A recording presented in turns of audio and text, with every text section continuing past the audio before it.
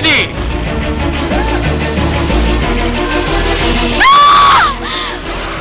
تقدیرتون نیست که بعد از ما کشته شوی.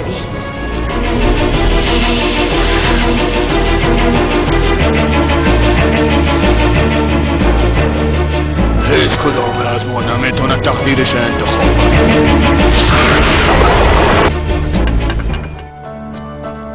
مرلین، شنبه تا پنجشنبه ساعت 7:30 شب. سلام، من مهتاب در برنامه پوپک با بخشای جالب و دیدنی دروغ گفتن، خیالات مریض با مادر جان خود کمک میکنن و اشارهای ترافیکی ها متوجه باشه با کارتونی های جالب و قشنگ.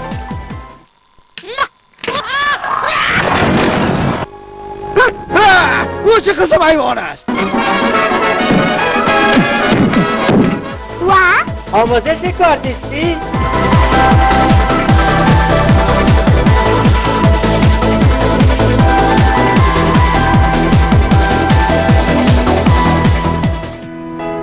پوپک از شنبه تا پنجشنبه ساعت 4:30 عصر.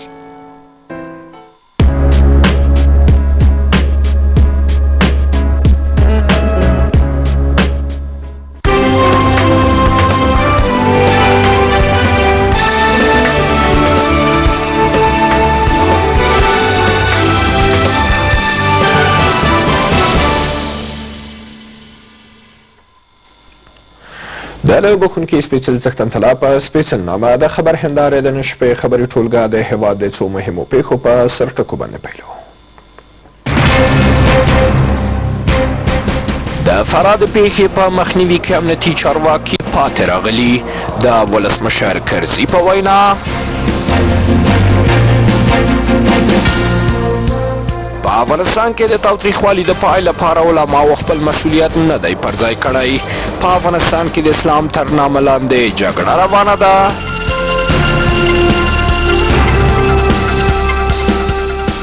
او په میدان وردګو ولایت کې د بم چاودنې په پایله کې 10 کسانو ته مرګ ژوبله. زه همت لا نیازمند یم او تاسو له سبا ټلویزیون څخه د خبر هندارې لیدونکي یاست. نن دوشنبې د 1992 لمریز کال د ورید 19مه چې د 2013 زیږدیز کال د اپریل 8 نیټې سره سمون خوري. اوس هم د نیم ساعت په لړ کې مو د هېواد د مهمو پیښو لیدو او اورېدو ته رابولم او دا هم بشپړ خبرونه. ولسمشر کرزي فراه ته لاړ او د دغه ولایت پیښې د قربانیانو د کورنیو له غړو سره یې وکتل. د قربانیانو د کورنیو غړو د دغې ترهګریزې پیښې عاملینو ته د درنې سزا غوښتنه کوله. په داسې حال کې چې ولسمشر له وسلوالو طالبانو سره په خبرو ټینګار وکړ. په همدې حال کې ولسمشر کرزي وویل چې د فراه ولایت د پیښې د قربانیانو له کورنیو سره به مادي مرسته وکړي. نور حال د حیات الله صافي په ریپورټ کې. په فراه ولایت کې د وسلوالو طالبانو له ډلهییز برید وروسته په دغه ولایت کې د قربانیانو له کورنیو سره د ولسمشر کرزي لیدنه. ښاغلی کرزی دغه ولایت ته تللی څو د قربانیانو له کورنیو سره غم شریکې وکړي.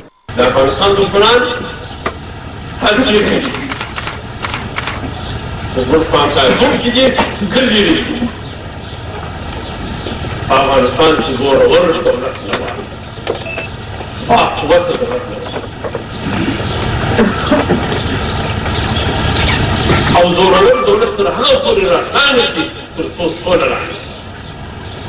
ولسمشر کرزی وایي د دغې پیښې عاملین او هغه کسان چې د دغې پیښې تر شا لاس لري وبنیسي او د قانون منګلو ته به یې وسپاري. وړاندې له دې ولسمشر کرزي ویلي و چې د فراه پیښه به لاځوابه پاتې نه شي. دا په داسې حال کې ده چې د قربانیانو د کورنیو وغړي ادعا کوي چې امنیتي چارواکو له مخکې د دغې پیښې په اړه معلومات درلودل خو د هغه په مخنیوي کې پاتې راغلي. چرا یہاں حسن وجود کیا ہے؟ چرا رابطہ؟ چرا منطقہ چندین فرصی امنیتی امور کا بیچی رکھتا تراخب نہ دار مطمئنان رفتن و جان خود از دست دارن. اینجای تصف کنید که بس برای من هست، برای که بدبختی که در بیل به دستش بازگری نکنه یا برای مسئولین امنیتی واسطه امنیت ملي ادارې خپل راپور وکړي، نور ادارو بیا پر هغه راپور اقدام نه دي کړی. د نورو ادارو مشران دلته ناست قومندان صاحب د امنیت دی قومندان صاحب د یوغا دی وزیر صاحب د اخبار سره دی په دې کې به زه خپل تحقیقات ډېر ژر ترسره په دغه لیدنه کې د تل په څیر د ولسمشر کرزي خبرې د سولې موضوع ته واوښتې. یو ځل بیا وسلوالو طالبانو ته د ورونو خطاب وشو او وویل شول چې له افغاني طالبانو سره خبرې کیږي. ولسمشر کرزي وویل چې له افغاني طالبانو سره سوله او له بهرنیو طالبانو سره به مبارزه وشي. په فراه د وسلوالو په ډله ییز برید کې 450 تنه مړه او 100 تنه نور ټپیان شول. د تل په څیر د دغې برید پړه وسلوالو طالبانو پر غاړه واخیسته. په کابل کې د افغانستان لپاره د سوله ییزې راتلونکي تر نامه لاندې د اسلامي هیوادونو د 3م نړیوال کنفرانس پریکړه لیک څخه د ملاتړ په موخه ناسته جوړه شوه. د دغې ناستې ګډونوالو په افغانستان کې د جګړې د پای ته رسېدو غوښتنه کوله. هغه جګړه چې د اسلام تر نامه لاندې په دغه هېواد کې روانه ده. بیا هم حیات الله صافی رپورټ راکوي.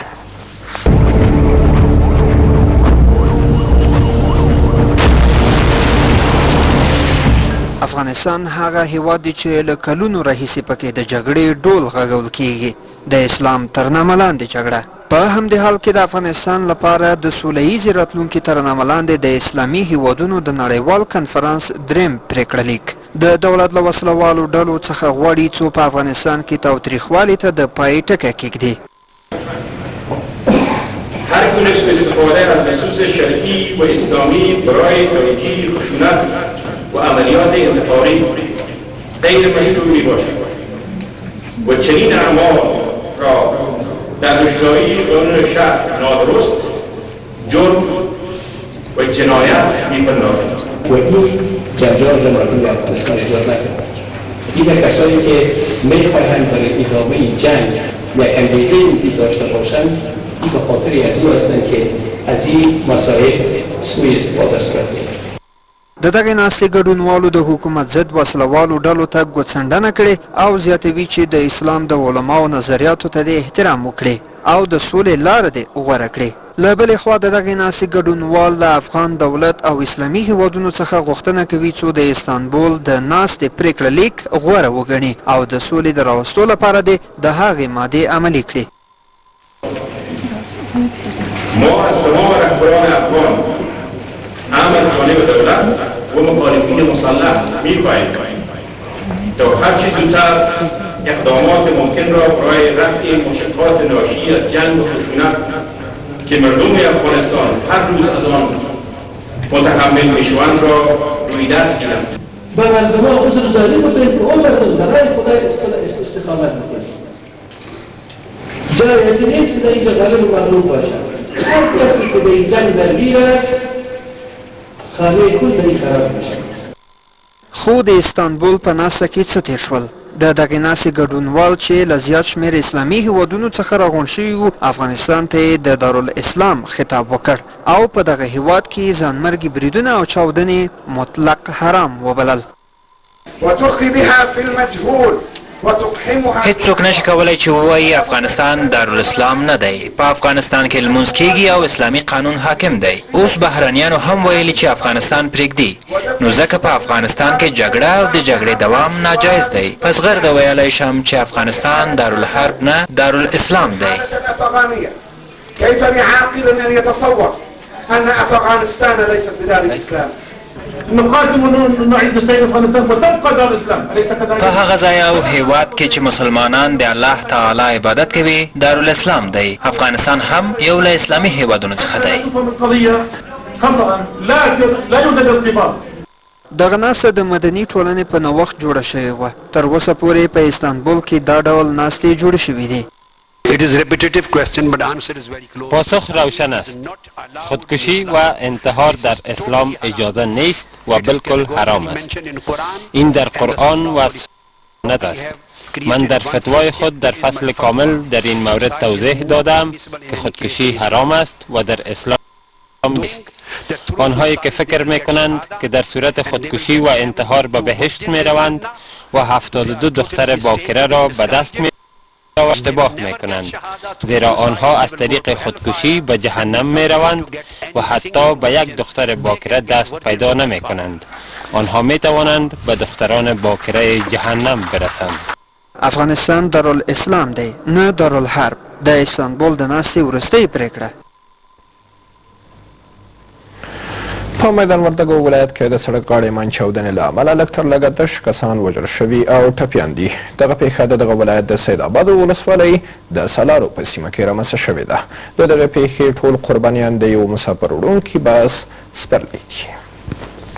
په میدان وردګو ولایت کې د سړک غاړې منځ چاودنې له امله 9 کسان مړه او 21 نور ټپیان شول. د دغې پیښې ټول قربانیان د یو بس موټر سپرلی دي. په وژل شویو کې یوه مېرمن او ماشوم هم شامل دي. روغتیایي مسؤلینو د ټپیانو روغتیایي حالت نازک بللی.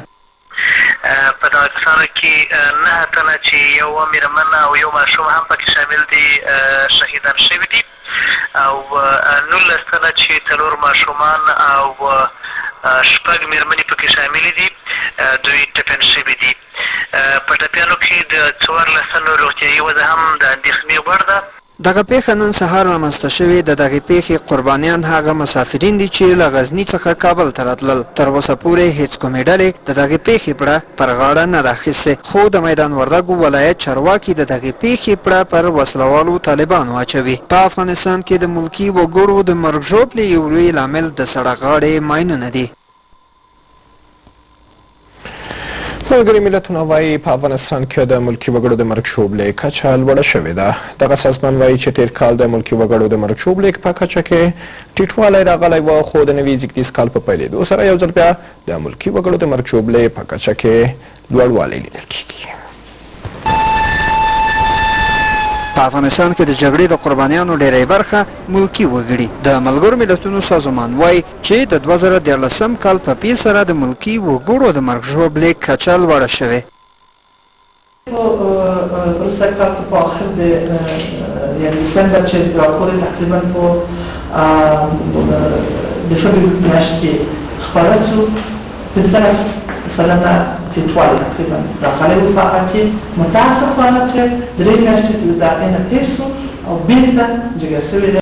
په تر ټولو نوې پیښه کې په کونړ کې د افغان او ناټو ځواکونو په ګډو عملیاتو کې 11 ماشومان ووژل شول. دغه پیښه د ولسمشرې زمانې او ولسي جرګې له سخت غبرګون سره مخ شوه. ولسي جرګې ویلي چې د کونړ د هوایي برید عاملین باید محاکمه شي. دا په داسې حال کې ده چې په افغانستان کې د ملکي وګړو مرګ ژوبله یو له ترینګلیو موضوعاتو څخه ګڼل کیږي چې تل د افغانستان او لویدیځو ملاتړو اړیکې یې ترینګلې کړي دي. د شننې د برخې موضوع مو په کابل کې د افغانستان لپاره د سوله ییزې راتلونکي تر نامه لاندې د اسلامي هیوادونو د 3یم نړیوال کنفرانس پرېکړه لیک ته ځانګړې کړې ده. په خپرونه کې راسره مېلمه د مدني ټولنې غړی ښاغلی ډاکټر سعید نیازی دی چې له یوه لنډې دمې وروسته به په دې اړه ورسره د زړه خواله ولرو. بیا هم ملتیا مو وکړئ.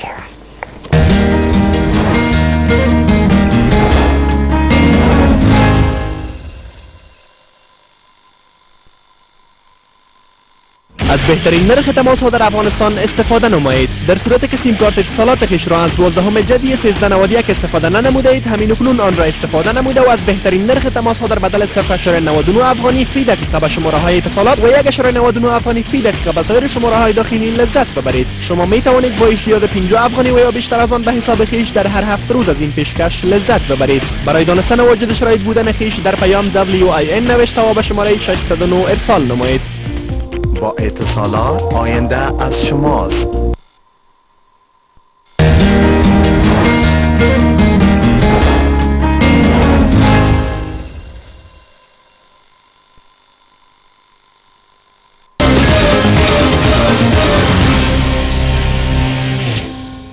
بیا هم ښه راغلاست. تاسو له سبا ټلویزیون څخه د خبر هندارې لیدونکي یاست. لکه څنګه مو چې مخکې یادونه وکړه د شننې د برخې موضوع مو کابل ته د افغانستان لپاره د سوله ییزې راتلونکي تر نامه لاندې د اسلامي هیوادونو د نړیوال کنفرانس 3یم پرېکړه لیک څخه د ملاتړ موضوع ته ځانګړې کړې ده.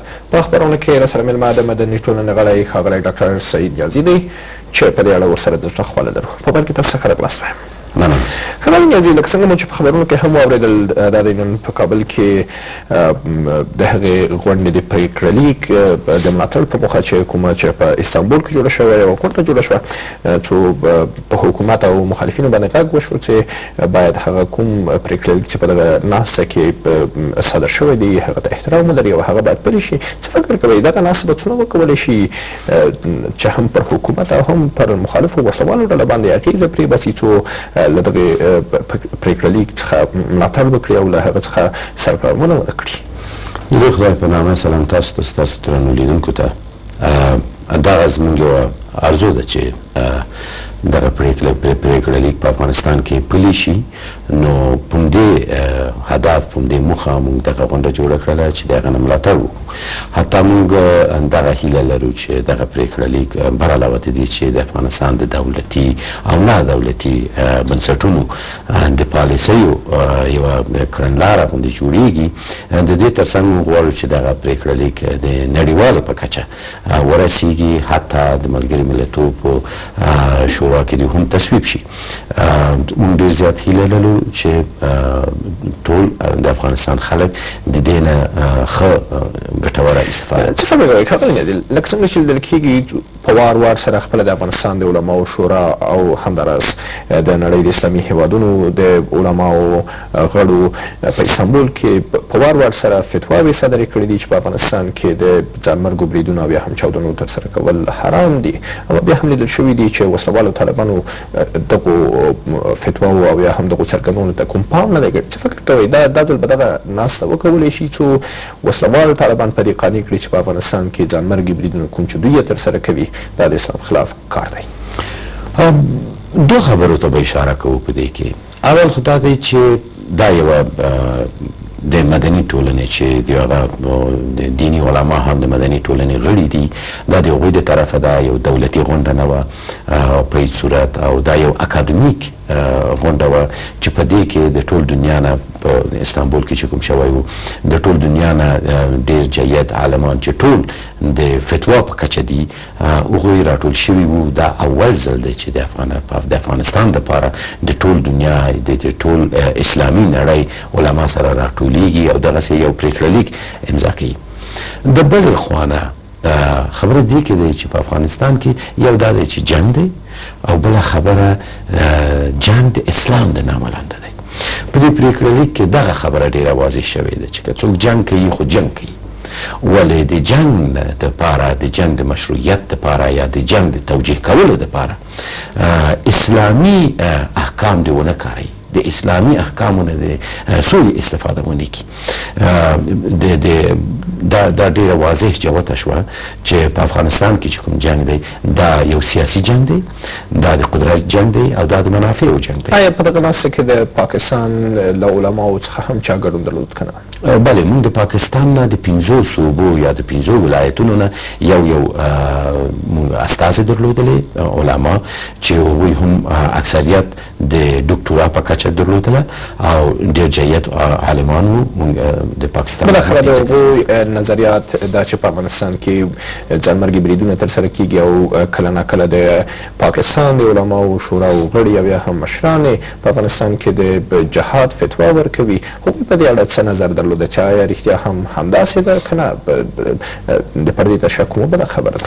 تاسو پوهېږئ چې په پاکستان کې علما هم دوه رقم دي. یو هغه اکاډمیک علما دي چې هغوی واقعا تعلیم کړې ده، تحصیل کړې ده او د اسلام په احکامو ډېر ښه پوهېږي، او بله برخه هغه ده چې د پاکستان د استخباراتي کړیو د لاس لاندې دي او په حقیقت کې هغوی د پاکستان د استخباراتي کړیو ترجماني کوي. ولې هغه علما چې په دې کنفرانس کې حاضر شوي وو هغوی اکاډمیک علما وو او هغوی مطلق جنگ، انتحار او د افغانستان باندې د جهاد فتوا یې غلطه وبلله او دا یې ناروا وبلله. بس بالاخره څه فکر کوئ ستونزه چیرې ده چې ولې دغه کوم اکاډمیک علما چې تاسو ویلئ چې افغانستان د کابل ته نن راغلي وه دوی په پاکستان کې د ځانمرګو بریدونو په تړاو باندې او بیا هم د ځانمرګو بریدونو په اړه فتواوې نه صادروي ځکه دوی خو اکاډمیک علما دي او دوی د اسلام په اړه پوره معلومات لري.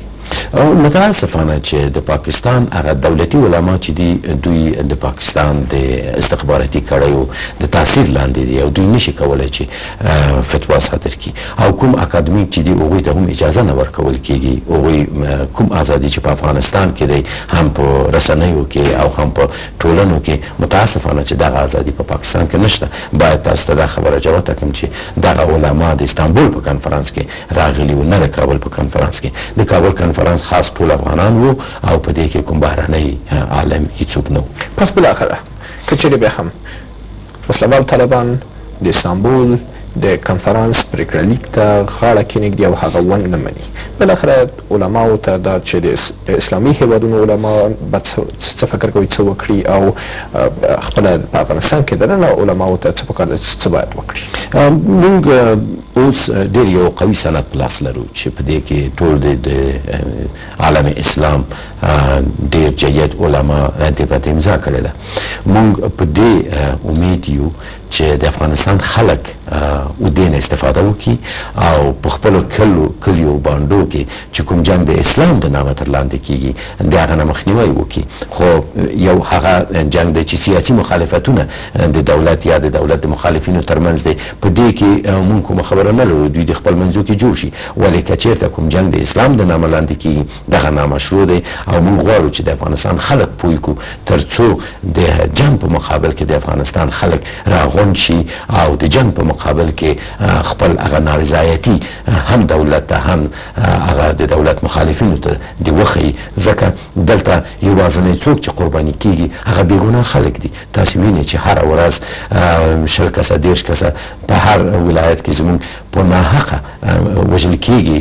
زموږ ماشومان، زموږ ښځې، زموږ بوډاګان دوی وژل کېږي او هېڅوک هم نه پوهېږي چې د دې ګناه څه شی و. فقط د سیاسي اهدافو په خاطر دوی قرباني کېږي.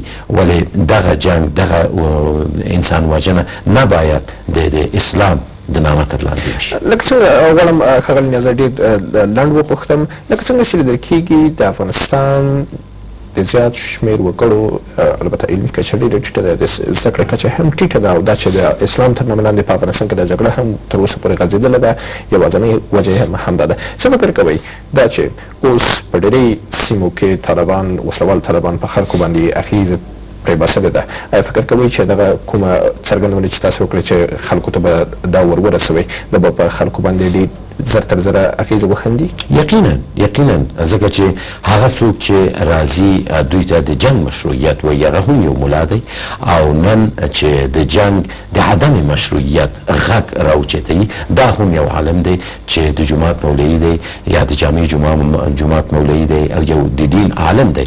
دا هم په دغه ژبه وایي او دغه فتوا یا مثلا دغه پریکړه لیک چې په استانبول کې صادره شوې ده دا هم د هغه جید علماو نه دی چې د اکثریت زمونږ هم حتی د زمونږ د علماو هم استادان دي. تاسو فکر وکړئ چې مثلا الازهر پوهنتون د الازهر پوهنتون دا په ټول عالم اسلام کې داسې یو موقعیت دی چې ټول التزي او د اسلام دین زده کوي. یا مثلا د دیوبند مدرسه چې هغه هم په دغسې یو مسله. ډېره مننه.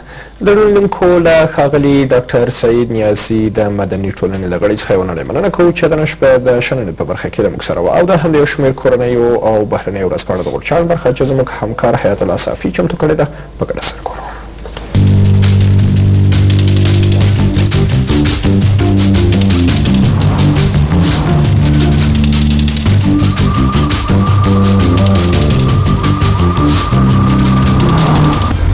واشنگټن پوسټ ورځپاڼه په وروستۍ ګڼه کې په افغانستان کې د مشر جنرال مارټین ډیمسي د مرکې مهم ټکي راخیستي دي. ورځپاڼه لیکي جنرال ډیمسي د جمعې په ورځ وویل د دې لپاره چې د افغان امنیتي ځواکونو قوت معلوم شي امریکا باید تر اوړي پورې انتظار وکړي او وروسته به پریکړه وکړي چې له 2014 کال وروسته په دې هیواد کې څه شمېر عسکر باید وساتي. جنرال ډیمسي په مرکې کې ویلي زه عجله نه لرم چې په افغانستان کې د امریکا په پوځي ماموریت کې د عسکرو شمېر په ګوته کړم. واشنګټن پوسټ زیاتوي جنرال ډیمسي په دې اړه کوم مشخص نظر نه لري چې له 2014 کال وروسته د افغان امنیتي ځواکونو د روزنې او مشورو او دغه راز د القاعده او نورو تروریستانو د مقابلې لپاره د څه شمېر امریکایي عسکر په افغانستان کې پاتې وي. نورو امریکایي چارواکو ویلي چې جمهور رئیس باراک اوباما ممکن په افغانستان کې په تدریجي ډول د خپلو عسکرو شمېر 10,000 ته راټیټ کړي.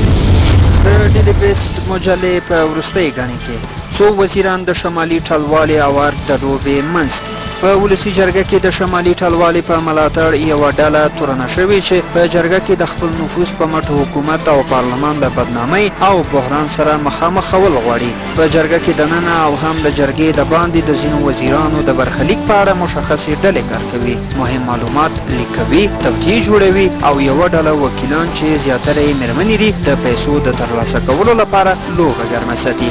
سرچینه وایي ارګ له ځینو وزیرانو سره د مخامخ مواجه کېدو خلاف غوره بولي چې هغوی د ولسي جرګې په مرسته ووهي. ښکاري وکیلان دا ځل د ولسي جرګې د حیثیت اعاده کولو لپاره استیضا ته د وربلل شوي وزیرانو ځینې د پخوا په شان سلبې صلاحیت کړي. محور ورځپاڼه په غزني کې د بې غږه وسلو چریکه. په داسې حال کې چې د غزني ولسوالۍ په یوه بله پسې د سیمه ییزو پولیسو تر کنټرول لاندې راځي، طالبانو د نوموړي ولایت په ښار تمرکز زیات کړی دی. په تازه مهال کې غزني ښار ته 30 ترهګر له بې غږه تومانچو سره ننوتي چې دوه یې پرون له وسلو سره نیول شوي دي. د ځایي سرچینو په باور د غزني بېلابېلو برخو ته په تازه مهال کې غزني ښار ته 30 ترهګر له بې غږه تومانچو سره ننوتي چې دوه یې پرون له وسلو سره نیول شوي دي. د ځایي سرچینو په باور د غزني بېلابېلو برخو ته په تازه مهال کې 150 طالبان چې پاکستانیان، چچنایان، ازبک او نور پکې دي داخل شوي دي چې ډېره برخه یې په ناوه، اجرستان، رشیدانو، ګیرو او خوږیاڼیو ولسوالیو کې فعالیت کوي. په غزني کې محلي پولیسو قمندانان خبر ورکوي چې د ولایت ته په زیات شمېر کې طالبان راغلي او د عیني شاهدانو د معلوماتو پر بنسټ ډېری هغه پاکستانیان، چچنایان، ازبک او د نورو هیوادونو اتباع ګڼل شوي دي. غزني له دې اړخه طالبان ته د سږني تاوده موسم د سختې جګړې حوزه ده. خدمتګار ورځپاڼه افغانان ولې په نړیوالو جګړو کې کارول کیږي؟ افغانان چې په کورني جګړه کې سرخکیل دي په دې وروستیو کې د نړۍ په نورو هیوادونو کې هم د جګړې پر مهال لیدل شوي دي. د چارو شنونکي وایي چې په نړیوالو جګړو کې د افغانانو موجودیت په هیڅ صورت د افغانانو په ګټه نه ده او افغان حکومت باید په مخنیوي کې لاس پکار شي. د سیاسي او پوځي چارو کارپو جنرال عبدالواحد طاقت وایي چې افغانانو ته د جګړې په ډګر کې د دوی شجاعت او سرښندنه د دې باعث شوې چې له دوی څخه ځینې کړۍ په نړیوالو جګړو کې کار واخلي. په حقیقت کې د افغانانو بدبختي ده چې دوی په جګړه کې ډېر غښتلي دي او همدا علت دی چې د جګړې لوبغاړي په بېلابېلو لارو دوی بهرنیو جګړو ته ورجلبوي. په دې وروستیو کې داسې ویډیوګانې خپرې شوي چې یو شمېر افغانان په سوریه کې د بشار الاسد د نظام په پلوۍ جنګېږي.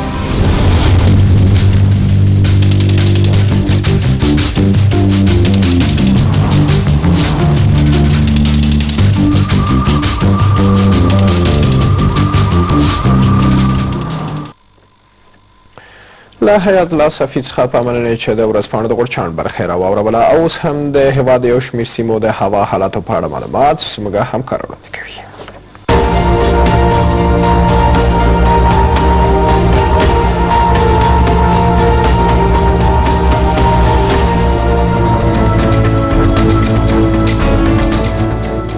سبا ته په کابل کې د باران د ورېدو اټکل سوی د تودوخې لوړه درجه 15.8.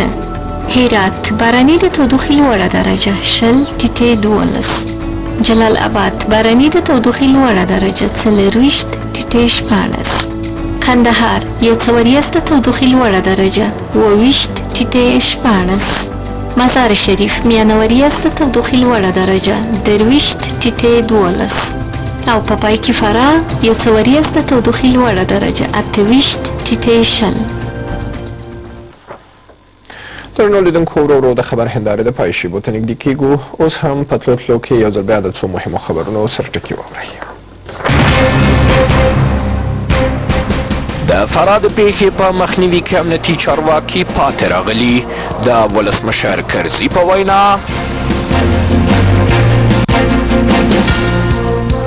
په افغانستان کې د تاوتریخوالي د پای لپاره علماو خپل مسؤلیت نه دی پر ځای کړی. په افغانستان کې د اسلام تر نامه لاندې جګړه روانه ده.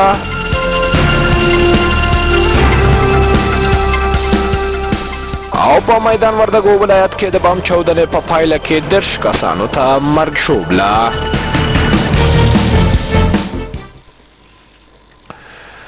له خپلو تخنیکي همکارانو او تاسو درنو لیدونکو څخه په مننه دا وه تر دې دمه د خبر هندارې راټول شوې موضوعات چې تاسو ته مو وړاندې کړل. تر بیا هم په پاکه لاس سپارم. هر چېرې چې یاست ښه د بریالي اوسئ. د یو سوکاله سرلوړي او ودان افغانستان په هیله. ښه شپه.